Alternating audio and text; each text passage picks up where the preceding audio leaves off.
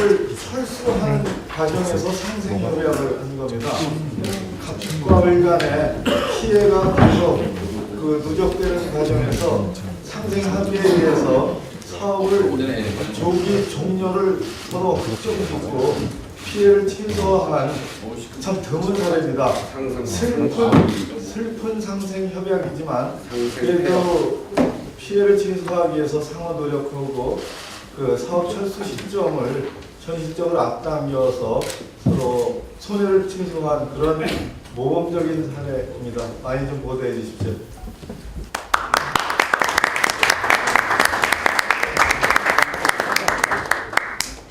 이쪽으로 좀 앞에 나오시죠.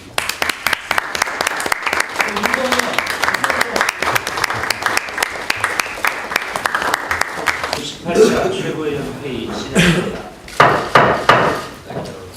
이어서 김한길 당대표의 발언이 있겠습니다. 우리 민주주의의 위기가 생각했던 것보다 훨씬 더 심각하다는 사실이 국정감사를 통해서 드러나고 있습니다.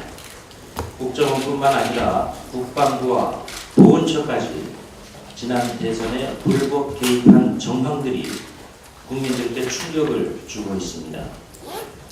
국정원이 국방부의 사이버 사령부의 정보 예산을 지원하면서 대선 개입 댓글 작업을 공조한 것이 아니냐는 의혹이 확산되고 있습니다. 국방부가 자체 조사라는 명분으로 신속한 증거 인멸과 짜맞추기식 변명으로 진실을 가리려 한다면 역사와 국민의 적이 되고 말 것이다 하는 점을 분명히 경고해 둡니다. 그런가 하면 외교도 심각한 위기 상황에 놓여 있습니다. 일본의 집단 자위권 행사를 명분으로 한 재무장 시도에 우리 정부가 침묵하고 있는 것은 국익 차원에서든 국민 정서 차원에서든 역사와 조상과 국민에게 죄짓는 일입니다. 박근혜 정부가 일본의 재무장 시도를 묵과하고 있다는 사실이 저는 믿어지지가 않습니다. 우리가 일본의 재무장을 묵과한다면 한일 과거사의 치욕을 되풀이하는 굴욕에 달합니다. 박근혜 정부가 일본의 재무장에 동의한다면 박근혜 대통령이 부르짖어온 동북아 평화협력 구상과 한반도 신뢰 프로세스를 스스로 따라 뭉개버리는 일이기도 합니다. 동시에 우리 최대 교역 상대국인 중국과의 동반자 관계를 훼손하는 무모한 일입니다. 이건 외교가 아닙니다. 전쟁 범죄국인 일본의 재무장은 어떤 이유로도 정당화될 수 없습니다. 일본의 재무장은 동북아 지역의 군비 경쟁을 촉발할 것이고 미일 중로의 군비 경쟁은 아시아를 세계의 하약고로 만들고 말 것입니다. 그럴 때 한반도의 평화는 더욱 요원해질 것이고 우리나라의 미래는 매우 어려워질 수밖에 없을 것입니다. 대한민국 국민은 절대로 일본의 재무장을 용납할 수 없습니다. 우리에게는 일본의 재무장을 거부할 명분과 권리 그리고 책임이 있는 것입니다. 외교는 이렇게 심각한 위기 상황에 놓여 있는데 일본의 재무장에 대해 여전히 침묵하고 계시는 박근혜 대통령께서는 또 다른 외교를 위해서 유럽 순방길에 나설 계획이시라고 합니다.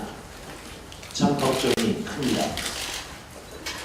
존 F 케네디가 대통령 재임 시절에 이렇게 말했던 것을 기억합니다. 내치에서의 실수는 다음 선거에 지면 그만이지만 외치에서의 실패는 우리 모두를 죽음으로 내몰 수도 있습니다. 이상입니다. 예, 이어서 전명환 원내대표의 발언이 있겠습니다. 새누리당이 아무리 국감이 두렵다고 국감 무용론까지 등장시켰습니다. 증인 채택 거부, 정쟁 유발, 발언 지시 등 온갖 방해를 해오더니 마침내 국감 무용론까지 등장시켰습니다. 시킨 것이 참으로 간단스럽습니다. 사실 새누리당의 국감이 두렵다는 이야기와 같은 이야기라고 생각합니다. 새누리당의 국감 두려움은 국감 공포론일 뿐입니다. 그러나 잘못과 실패를 감추는 것은 박근혜 정부에게 오히려 복이 된다는 사실을 깨달아야 할 것입니다. 민주당은 변함없이 국민의 대변자로 국정감사에서 열심히 노력하고 헌신을 다할 것입니다. 국군 사이버사령부가 국정원 돈을 받고 국정원 댓글까지 날른 사실이 또 밝혀졌습니다. 국정원과 국군 사이버사령부의 이 정치 개입, 선거 개입은 사실상 공범 관계입니다. 요구의 지시로 국정원과 불법 대선 공작을 펼쳤고 누가 경찰과 공식을 보게 민주당은 이제 반드시 그 몸통을 밝혀내도록 하겠습니다. 민주당도 자체적으로 불법 선거 개입의 진상을 규명하기 위한 노력을 해나갈 것입니다. 유영희 국사편찬위원장은 이제 그만 버티고 사퇴할 것을 국민의 이름으로 준엄하게 요구합니다. 유영희 국사편찬위원장은 머리부터 발끝까지 자격 없음이 드러났습니다. 역사 인식에서뿐만 아니라 또 아들이 병역을 기피하기 위해 대한민국 국적을 포기하고 미국 국적을 취득하게 한 사실이 그 문제가 있는 것 아니겠습니까? 유영희 위원장은 이제 우리 아이들에게 나라를 지키기 싫으면 국적을 포기하라고 가르칠 것인지 답해야 할 것입니다. 유영희 위원장은 이제 자진 사퇴하는 것만이 순국선열과 그리고 우리 역사에게 할 수 있는 마지막 도리라는 점을 분명히 밝혀줍니다. 자진 사퇴하십시오. 박근혜 정부가 4대 중증질환 공약 사업에 국민 세금을 끌어쓴다고 합니다. 노인연금에 이어서 또다시 국민을 속이겠다라는 못된 행동입니다. 국민연금이 대통령 마음대로 쓸 수 있는 쌈짓돈은 아니라는 것은 삼척동자도 아는 것입니다. 민간기금을 정부가 운영한 전례는 없습니다. 그런데도 예산 부족을 핑계로 국민 성금에 손대겠다는 것은 정말로 터무니없는 발상인 것입니다. 부자 감세를 철회 못하겠다고 버티면서 부자 감세 때문에 생긴 세수 부족은 국민들 과태료 부과로 메꾸고 그것도 모자라서 국민 성금으로 채우겠다는 것인지 더 이상 이런 황당하고 터무니없는 발상 중단할 것을 요구합니다. 더 이상 대통령과 정부의 잘못을 국민에게 떠넘기지 말고 또 국민에게 과태료 부과하고 국민 성금까지 넘볼 생각하지 말고 부자 감세를 철회하는 것으로 해결할 것을 촉구합니다. 예, 다음은 신경민 최고위원의 발언이 있겠습니다. 국정원 댓글 사건은 더 확대되고 경찰의 수사 조작은 아직도 끝나지 않았습니다. 국군 사이버사령부와 국가보훈처에서는 조직적으로 선거운동했던 정황이 속속 드러나고 있습니다. 삼국 일경의 난이 지금 우리 눈앞에 벌어지고 있습니다. 국군 사이버사령부의 경우 이미 밝혀진 것이 전부라고 속단할 수가 없습니다. 일 돌아가는 모양새를 보면 과거 국정원 사건 초기와 비슷해서 처음에는 국방부 소속 요원이 아니라고 하다가 하루 뒤에 증거가 나오니까 결국 인정하고 지금은 조직적 정치 개입은 아니라 개인적 행위라고 발뺌을 하고 있습니다. 그러면서 하나하나 증거를 없애려고 시도하고 있습니다. 1년 동안 사이버 사령관 지냈던 분, 지금 현재 청와대 국방비서관으로 있다는 점도 매우 의심스러운 대목입니다. 부인, 개인행위, 증거인멸의 수순을 지금 착착 밟아가고 있는 군은 국정원만큼이나 대체적인 조직이고 또 사이버 사령부 국정원의 예산 지원을 받고 있는 국정원 댓글을 사이버 사령부가 터나른 관하는 사실도 계속 확인되고 있으면서 검찰과 군의 합동 수사가 필요해 보입니다. 셀프 개혁이 불가하듯이 셀프 조사도 불가합니다. 적어도 특검으로 가야 할 이유가 여기에 있습니다.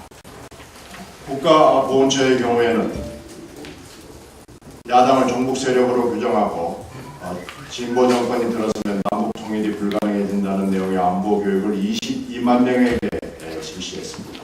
또 작년 국감에서 보면 육군 종북 교육 초청 특강이 몇 년간 거의 없다가 2012년 상반기에 155회나 실시됐던 사실이 드러나고 있습니다.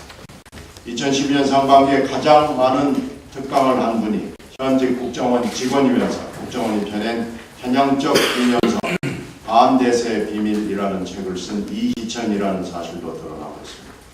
지금 현실을 보면 우리가 정상적인 민주주의 국가라고 도저히 볼 수가 없습니다. 거대한 반역사의 카르텔 속에 있다는 느낌입니다. 이것을 하나하나 깨뜨려서 이 반역사의 카르텔을 반드시 분쇄하는 것이 지금 우리들의 임무입니다. 이상입니다. 예, 다음은 조경태 최고위원 발언이 있겠습니다.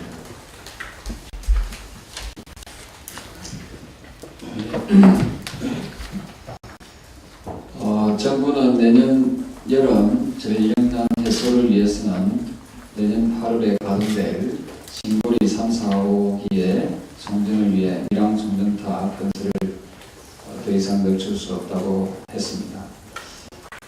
하지만 신고리 3, 5기의 핵심 부품인 전력 제어 개척 계획을 시험 검증이 실패하고 정부는 새로운 제품으로 교체하기로 결정했습니다. 한수원은 어제 국회에서 문제된 케이블을 1년 내에 새로 교체하고 설치하기로 했습니다. 케이블의 설치가 최소 1년 걸린다면 설치 후 시운전 정상 가동까지는 최소한 또 6개월이 걸리게 됩니다. 그러면 신고리 3호기는 내년에 가동되는 것이 아니라 빨라야 2015년 중반이나 후반쯤이 될 것입니다. 따라서 내년에 가동되지 않는 신고리 3호기를 위해서 밀양 송전탑을 지금 세우는 것은 이치에 맞지 않다고 생각합니다. 마치 밥통에 늘 쌀도 없는데 밥통에 전기를 꽂는다고 밥이 나오지는 않습니다.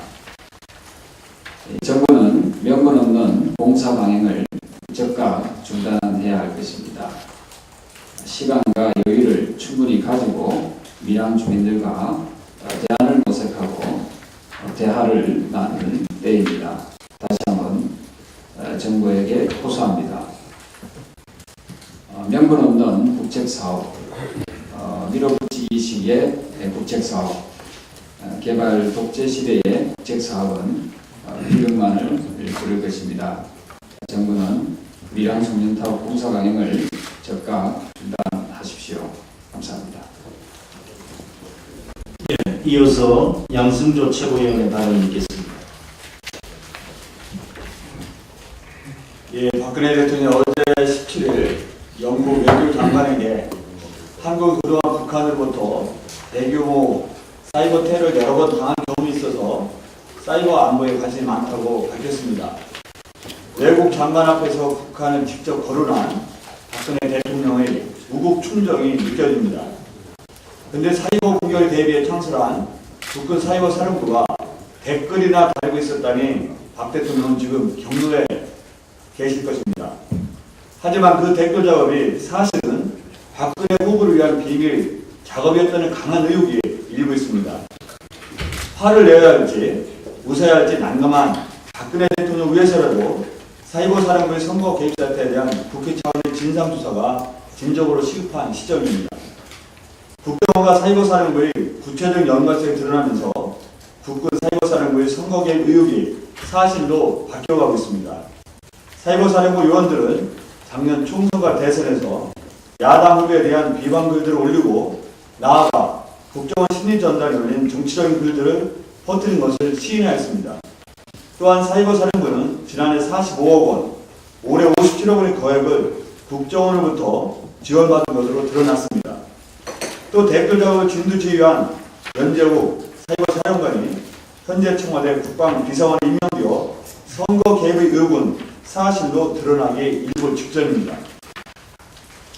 정치적 중립성을 준수해야 할 이유가 헌법의 명식인 국군이 직접적인 정치 개입 사태, 진정 사실이라면 섬뜩한 국기 문란 사태입니다. 대한민국 민주주의 역사의 시계가 1987년 이전을 가리키고 있습니다. 역사를 거꾸로 돌릴 수 없습니다. 사이버 사령부 전반에 대한 조사가 필요하다는 60.2%의 국민 뜻을 받들어야 합니다. 고양이에게 어물전을 맡길 수는 없습니다. 군부의 정치 개입 사태를 군 자체 내부 조사에 마냥 맡겨둘 수는 없습니다. 국회 차원의 진상조사가 시급하게 이루어져야 할 엄중한 시국입니다. 이상입니다. 네, 다음은 우원식 최고위원의 발언이 있겠습니다.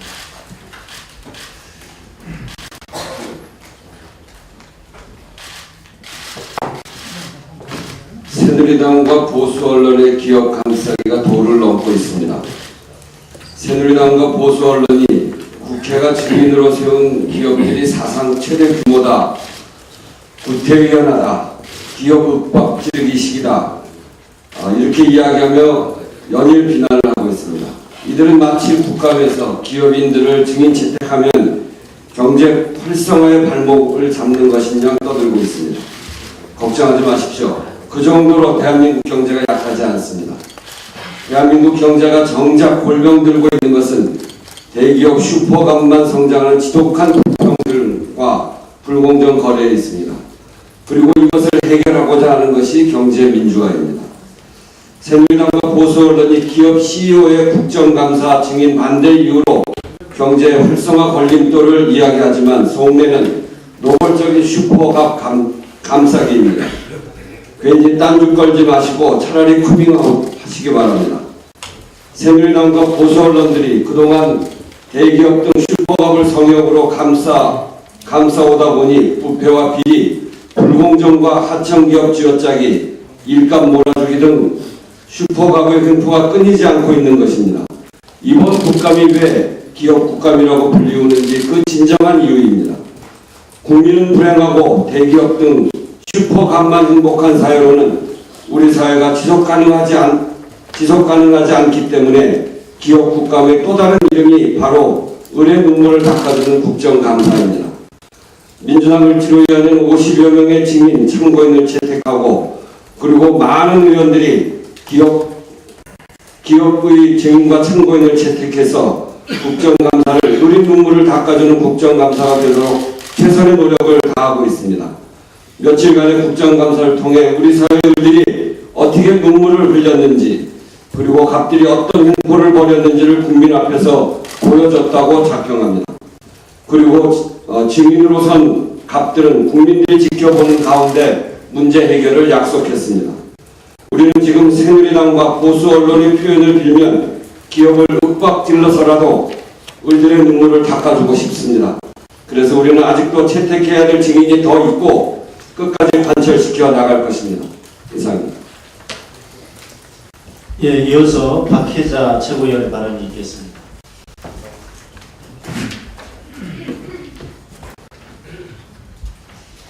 저는 아시다시피 그 상임위가 교육문화에 속해 있습니다. 그런데 교육문화 그 상임위에서 유영희 국사편찬위원장의 그 정말 그 상상할 수도 없는 망언이 있었습니다.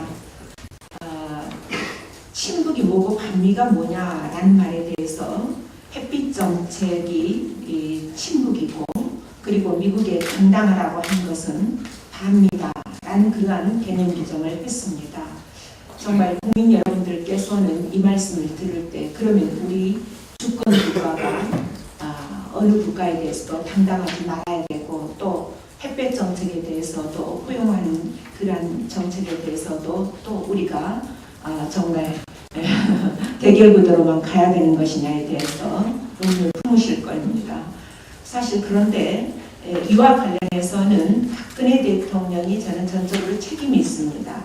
왜냐하면은 박근혜 정책의 인사 참사에 정말 결정판이 되고 있고요. 또 실제 박근혜 대통령은 2004년도 한나라당 대표 시절에 뭐라고 얘기를 했느냐면 6.15 공동선언을 잘 발전시켜 나가자라고 했고, 또 2006년도에 전남 지역 재보선 지원 유세에서는 햇빛 정책이야말로 자신이 진정으로 찬성해 왔다라는 그러한 얘기를 한 적이 있습니다. 정말 위영희 국편 위원장의 말대로 햇볕 정책이 친북이라며 이를 찬성한 박근혜 대통령도 친북 대통령이 되지 않겠습니까? 박근혜 대통령은 정말 자신마저도 친북으로 매도한 위영희 국사편찬위원장을 즉각적으로 경질해야 할 것입니다.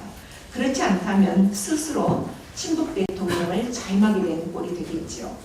그 점 유념해 주시기 바랍니다. 사실 그 지난 대통령 선거가 우리에게 남겨준 교훈이 뭐였을까라는 생각을 해보게 됩니다. 제가 오늘 좀 엉뚱한 얘기 드릴까요? 재판장의 그 배심원들처럼 무작위로 추첨을 통해서 선정된 사람들에게 대통령을 한번 추천해보라고 하면 어떨까요? 사실 미국의 그 우드로 윌슨 대통령은 국회의원 중에서 추첨을 통해서 선거인단을 구성을 해서 대통령을 선출하다 이런 얘기도 한 적이 있습니다. 역사적으로 볼 때 추첨이야말로 민주정치의 핵심이라고 여겨졌던 그런 과거도 있지요. 선거를 통해서 당선되는 사람들이 주로 그 사회 엘리트들이었기 때문에 선거가 상당히 귀족주의적인 그런 시스템으로 이해되었던 역사가 있습니다. 그러나 지금에 와서 국민이 직접 개입할 수 없는 그런 추첨보다는 국민이 직접 자신의 손으로 뽑는 선거야말로 가장 정당하다라고 인식하고 있습니다.